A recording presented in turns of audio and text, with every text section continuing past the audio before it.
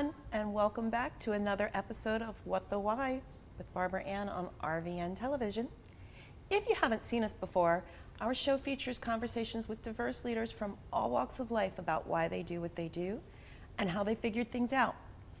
Maybe you're sick and tired of feeling sick and tired, or you feel stuck and you want to get unstuck in your business or your job or maybe even in your life. All of our guests have something in common with you. At some point in their lives, they felt similarly, or they went through some kind of a pivotal experience. And today is no exception. Please join me in welcoming Terry Tucker, the founder of Motivational Check LLC. Terry is among the most inspiring people I've had the privilege to meet. Terry is a motivational speaker, author, and international podcast guest on the topics of motivation, mindset, and self-development. He has a business administration degree from the Citadel, where he also played NCAA Division I college basketball, and a master's degree from Boston University. In his professional career, Terry has been a marketing executive, a hospital administrator, a SWAT team hostage negotiator, a high school basketball coach, a business owner, and a motivational speaker. And for the past 11 years, he's been a cancer warrior, a battle that resulted in the amputation of his foot in 2018 and his leg in 2020. But that did not take away his spirit or ability to motivate and inspire others. Terry is the author of the book Sustainable Excellence, 10 Principles to Leading Your Uncommon and Extraordinary Life. Terry has also been featured in Authority, Thrive Global, and Human Capital Leadership magazines, along with being quoted and featured in a new book titled Audaciousness, Your Journey to Living a Bold and Authentic Life by Maribel Ortega and Helen Strong. I'm so excited and honored to have Terry joining us live from Colorado via Zoom. So without further ado, please join me in welcoming Terry Tucker to our show. So, yay! Round of applause. So welcome. Thank you, Barbara Ann. I'm really looking forward to talking with you today. Me too. And as I explained to all of our hosts and as our guests know, after reading through the bio of the person that we're getting ready to interview, sometimes we kind of take a stop and take a deep breath and pause because of everything they've done, and you have done a lot.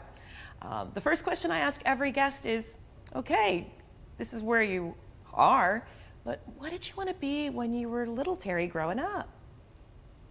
I honestly wanted to be a policeman. My grandfather was a Chicago police officer from 1924 to 1954 and was actually shot in the line of duty. I didn't want that part of the job, but was actually shot in the line of duty. It was not a serious injury, was shot in the ankle. But my dad, who was an infant at the time, always remembered the stories my grandmother told of that knock on the door of Mrs. Tucker, grab your son, come with us, your husband's been shot. So when I expressed an interest in going down the path my grandfather took, my dad was absolutely not. You're going to college, you're going to major in business, you're going to get out, get a great job, get married, have 2.4 kids and live happily ever after. But that's what my dad wanted me to do. And my father was dying of cancer when I graduated from college, so I had a decision to make. I could have said, sorry, Dad, I'm going to go blaze my own trail and go into law enforcement, or out of love and respect for you, I will do what you want me to do. So understanding that backstory, my resume makes a little bit more sense now, but I always wanted to be a police officer. It was just something that I knew was in my soul. Mm-hmm. And it sounds like you did some of that with the SWAT team hostage negotiator. How does one become a SWAT team hostage negotiator? Yeah, usually your next door neighbor's not a SWAT negotiator, and that. So it was usually on law enforcement departments. The SWAT team are usually the better officers. They get really good training, the latest equipment, and I've always wanted to be the best in my life. So when there was an opening as a negotiator, I put in for it, and I had to do what everybody else had to do. I had to run 1.5 miles in a certain time, do so many push-ups and sit-ups, meet with the psychologist that was part of the team, and meet with the command staff, and then meet with the team. And it was an all or nothing thing. If everybody gave you the thumbs up, you got on. But if one person said, I don't like Terry, or I've worked with him before and he's not easy to work with, you didn't get on the team. And so I went through all that and eventually got the thumbs up. And that started my 4.5-year career as a SWAT negotiator. Wow. Now, before that, yes, you had to run, but you were an NCAA Division I college basketball player while you were at the Citadel. So you went from the Citadel, then you got your master's. Now, where did hospital administrator and marketing executive fall in the continuum with SWAT team hostage negotiator? Yeah, so my first job out of college was in the corporate headquarters of Wendy's International in the marketing department with them.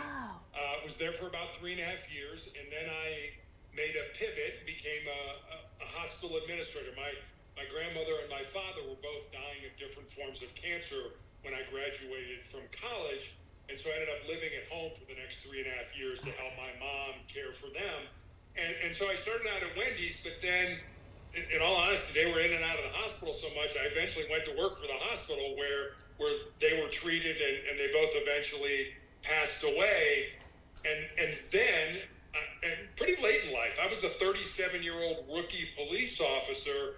I made another major pivot and got out of the private sector and got into law enforcement. Wow. And so I don't mean to sound conceited, but it's really one of the things that I'm most proud of in looking at my life is that I never let my dream, I never let my purpose die. Mm-hmm. I did it a little late in life. Like I said, 37 years old is a little late to be getting into law enforcement, but I had experience. I had the opportunity to work with some great people in the private sector, excuse me, which allowed me, I think, to be a better police officer when that happened. No, I think that's awesome.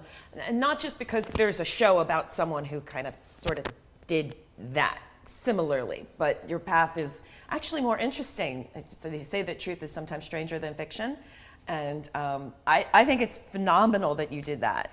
So now, where did high school basketball coach and business owner fall into that space? So after I finished my law enforcement career, I started a school security consulting business. I worked with private independent schools around the United States to assess their physical security, write their policies and procedures, and train their staff on critical incident management. And at the same time, I was coaching girls high school basketball. And the interesting thing about that is that I have two brothers, so I have no sisters. Never had a sister. I went to an all-boys Catholic high school, and when I went to the Citadel, it's co-ed now, but it was an all-male military college. Mm-hmm. So when coaching girls high school basketball was certainly interesting for me. My wife and I have one child, a daughter, and I remember when we went to the OBGYN, the doctor said, "Would you like to know what sex the baby is?" And we said, "Sure." And she said, "You should buy pink." And I was like, "Oh, no. You need to leave it in there till it's done because I have absolutely no idea how to raise a girl."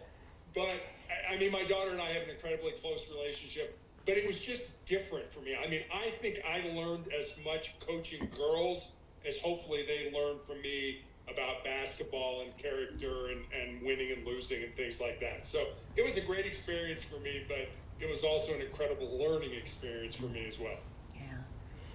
So you're doing all these amazing things, you follow through, you live into your purpose, you go into law enforcement, you've been a coach, and there's a history of cancer in your family, and then you find that, unfortunately, that becomes reality for you as well. When did you first find out? Yeah, when I was coaching, I had a callus break open on the bottom of my left foot, right below my third toe, and initially didn't think much of it because as a coach, you're on your feet a lot.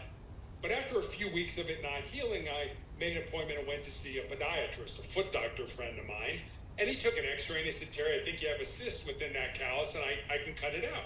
And he did.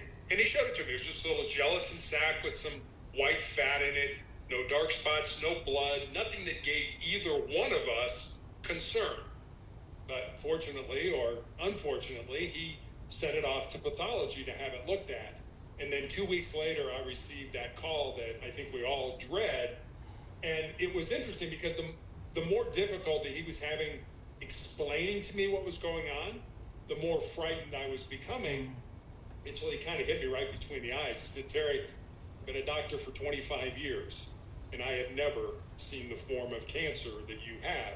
You have an incredibly rare form of melanoma, and most people think of melanoma as too much exposure to the sun.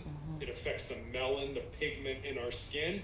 This has nothing to do with sun exposure. This is just a rare form that appears on the bottom of the feet and the palms of the hands. And just for educational purposes, there's also another form that either appears in the eye or in your mucous membrane, so in your nose or your mouth, but it's still melanoma." And that started my 11 and a half year odyssey now through cancer. I was told when I was diagnosed that I would be lucky to live 2 years, that they had nothing to offer me other than surgery. If tumors popped up somewhere they could cut them out, they would cut them out. Otherwise, they had absolutely nothing that they could do for me. So I was given a death sentence back in 2012 and thought, you know what, maybe I can turn that death sentence into a life sentence. And that's what I've been doing for the last 11 and a half years. Which is one of the reasons why I referred to you as one of the most inspirational guests that I've met. There's a doctor on our network who often says he doesn't even want to hear about diagnoses because that puts ideas into people's brains. And you figured that out all on your own, that you were going to live the life that you were going to live the life. I think so. I mean, doctors, it's kind of like Vegas. They play the odds. They know that a person your age with your stage of cancer is probably going to live X number of years. And they tell you that. But what the doctors don't know is they don't know your heart. They don't know your mind. They don't know your soul. They don't know that you want to see your daughter graduate from high school or graduate from college or walk her down the aisle. They don't know that. And those things are incredibly powerful to help people keep going and to live for something. They've got something down the road that they're living for. And it's amazing how many people, when you have something to live for, it's amazing how somehow you just seem to always get to that point in your life. Yeah. So believe it or not, we are already at the halfway point. Time for a break for our sponsors. So audience, please come back after our commercial break for more of What the Why with Barbara Ann and today's really amazing guest, Terry Tucker.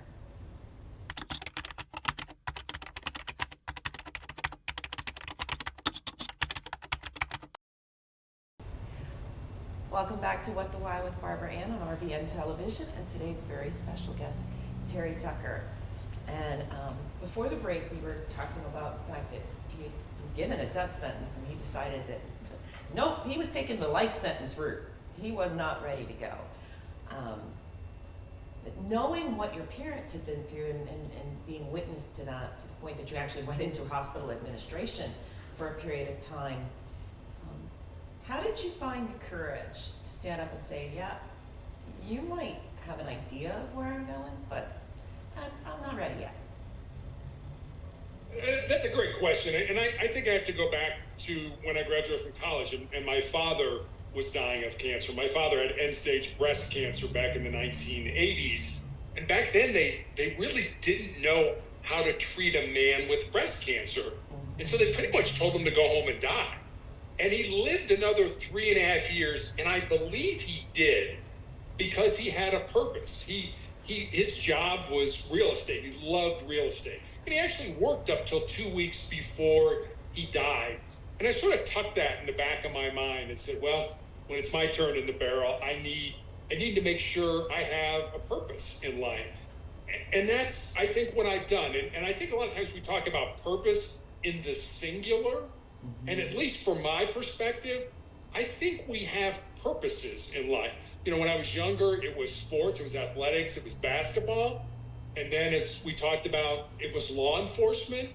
And now that, in all honesty, I'm probably coming towards the end of my life, my purpose has changed again to put as much goodness, positivity, motivation, love back into the world as I possibly can. So it was really, I had to have something to do. If you don't, you just sit around and think how horrible things are, and that doesn't do you any good whatsoever. You've got to have a purpose to get through something like this. 100% agree. Actually, if there was such a thing as 1,000%, I would say 1,000% agree. So part of that purpose involves the fact that you are now a motivational speaker and you've written a book. Let's talk about your book, Sustainable Excellence, 10 Principles to Leading Your Uncommon and Extraordinary Life. I think it kind of gives a little bit of hint at the content, but if you could just give us an overview of what your book explains. Sure. So Sustainable Excellence was really a book born out of two conversations I had. One was with a former player that I had coached in high school, had moved to Colorado with her fiance, and my wife and I had dinner with them one night. And after dinner, I remember saying to her, you know, I was really excited that you were living close and that I could watch her find and live her purpose. And she got real quiet for a while, and then she looked at me and she said, well, Coach, what do you think my purpose is? I said, I have absolutely no idea what your purpose is, but that's what your life should be about. Finding the reason you were put on the face of this earth, using your unique gifts and talents, and living that reason. That was the first conversation. And then I had a young man reach out to me on social media from college, and he asked me what I thought were the most important things that he should learn, not to just be successful in his job or in business, but to be successful in life. And Barbara Ann, I didn't want to give him the, get up early, work hard, help others. I didn't want to give him the sort of the cliches that we all know. And so I spent some time, and eventually I had these sort of 10 thoughts, these 10 ideas, these 10 principles. And so I sent them to him. And then I stepped back and I was like, I've got a life story that fits underneath this principle, or I know somebody whose life emulates that principle. So back in 2020, I had my leg amputated as part of my cancer journey. While I was healing after that amputation, I sat down at the computer every day and I built stories, and they're real stories about real people underneath each of the principles. And that's how Sustainable Excellence came to be. I love it. And not just because my company is literally called Purposeful Solutions and Evolutions, but because I love everything that you stand for. And I imagine there are a lot of people out there who've really been moved and connected with your story on so many levels. To the extent that you are comfortable sharing, can share, what has been the receipt of the message that you have been sharing? Yeah, it's been overwhelming. Whether it's the book or whether I'm speaking either virtually or in person with a group, the message is well received. And I think we all think, and I hate these words, imposter syndrome, that our message, that our life doesn't have a purpose, doesn't have a meaning. And I remember reading an article recently that said 83% of Americans feel that they have a book inside them, either a memoir or a fiction book. And less than 1% of those people will ever write that book. And I think that's such a shame. I think that we all have value. We all contribute something to this world. And I'll give you a quick story. I'm still being cared for the tumors I have in my lungs. And I had a nurse who, when I initially met her, was already a nurse, but she was learning how to do things on the unit where I'm treated. And she's about 25 years old. And about 6 months later, excuse me, she came in, she was taking care of me. She said, Terry, I've got a story I want to tell you, but I'm really uncomfortable telling it to you.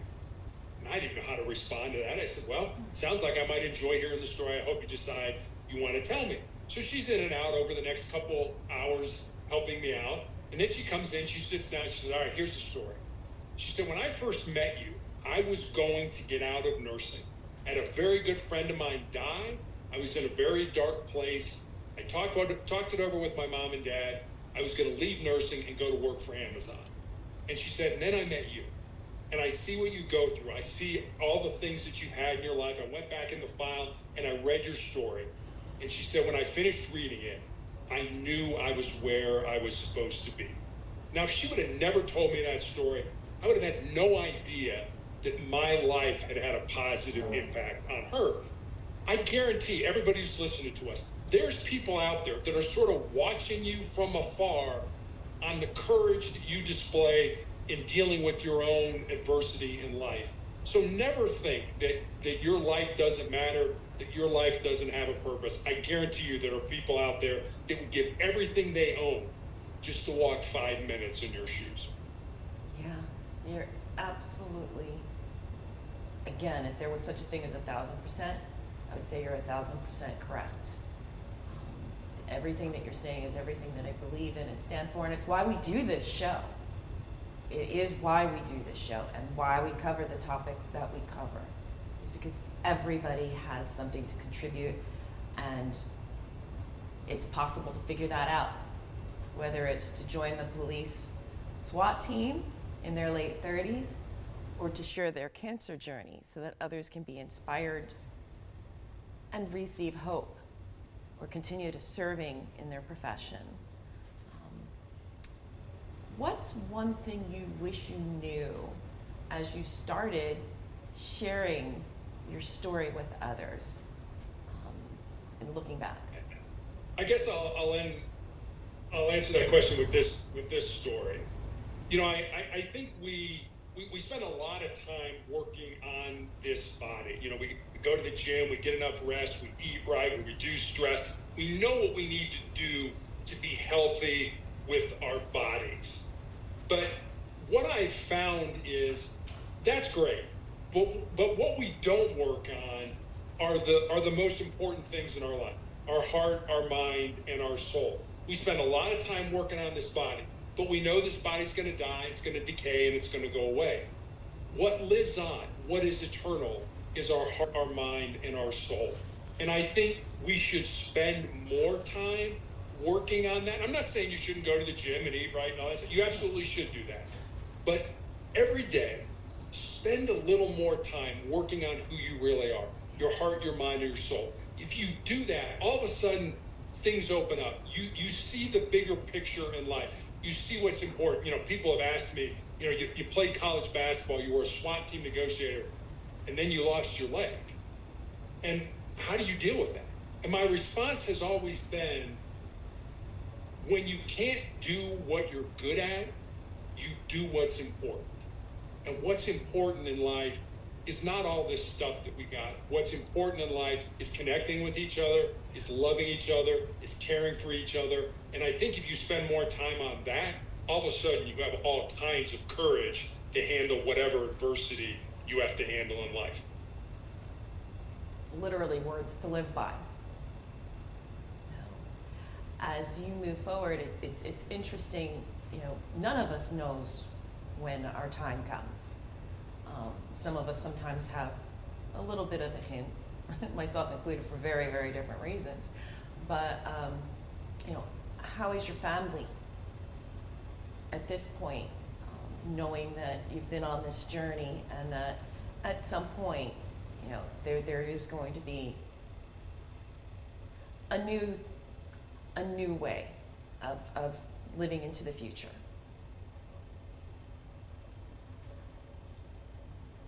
Yeah, that's, you know, it's interesting. When I had my leg amputated, I found these tumors in my lungs. I went with my wife to the mortuary and to the cemetery and to the church, and I planned my funeral. And because I do podcasts about motivation and I speak about motivation, I actually got some brushback from people who commented that somehow planning my funeral was in some way defeatist.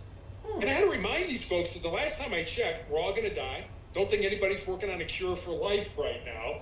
Every one of us is going to die, but not every one of us is really going to live.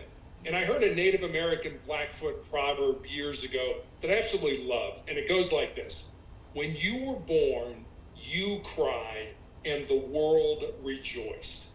Live your life in such a way so that when you die, the world cries and you rejoice.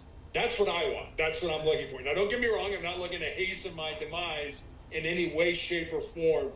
But death is not nearly as scary for me, I think, as it is for other people, because I believe I found my purposes in life and I live them. I love it. I absolutely love it. You know, it's interesting. In some of my family, we don't even have a funeral. We have a going home celebration. And